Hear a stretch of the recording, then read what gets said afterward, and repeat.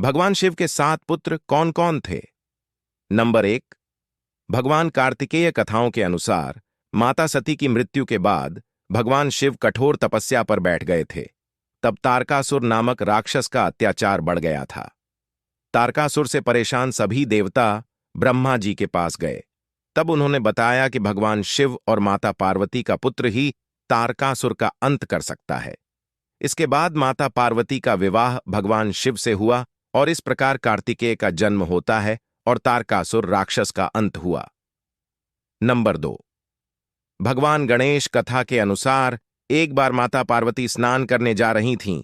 उन्होंने देखा कि पहरे पर कोई नहीं है। तब उन्होंने अपने शरीर के मैल और उबटन से अपने पुत्र भगवान गणेश को उत्पन्न किया और उन्हें पहरे पर खड़ा कर दिया। कुछ देर बाद भगवान शिव आए और भगवान बाल गणेश ने उन्हें अंदर जाने से रोक दिया। क्रोधवश भगवान शिव ने भगवान बाल गणेश का गला काट दिया।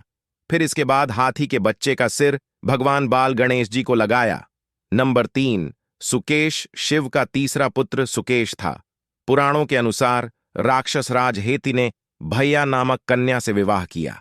इन दोनों से विद्युत्केश नामक एक पुत्र का जन्म हुआ। विद्युत्केश का विवाह संध्या की पुत्री सालकटंकटा से हुआ। सालकटंकटा व्यभिचारिणी थी। इस वजह से जब उसका पुत्र जन्मा तो उसे लावारिस छोड़ दिया। भगवान शिव और माता पार्वती ने उस बच्चे को सुरक्षा दी और उसे अपना पुत्र के रूप में स्वीकार कर लिया।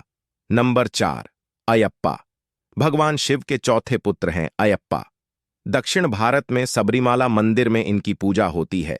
नंबर 5, जलंधर श्रीमद् देवी भागवत पुराण के अनुसार एक बार भगवान शिव ने अपने तीसरी आंख से उत्पन्न हुआ तेज समुद्र में फेंक दिया था। इससे जलंधर का जन्म हुआ। जलंधर भगवान शिव से बहुत नफरत करता था। एक बार माता पार्वती को पत्नी बनाने के लिए भगवान शिव से जलंधर ने युद्ध आरंभ कर दिया और वह मारा गया। नंबर 6, भौम शिवजी का 6वें पुत्र का नाम भौमा है। कठोर तपस्या में लीन भगवान शिव का पसीना भूमि पर गिर गया। इसी पसीने से देवी भूमि को एक पुत्र हुआ। इस पुत्र की 4 भुजाएं थीं और वह रक्त वर्ण का था। इस पुत्र का पृथ्वी ने पालन पोषण करना शुरू किया। तभी से भूमि का पुत्र होने के कारण यह भौम कहलाया। मंगल ग्रह को ही भौम के नाम से भी जाना जाता है। नंबर 7, अंधक एक बार माता पार्वती ने पीछे से आकर भगवान शिव की आंखें बंद कर दीं। इससे संसार में अंधकार छा गया। तब भगवान ने तीसरी आंख खोल दी।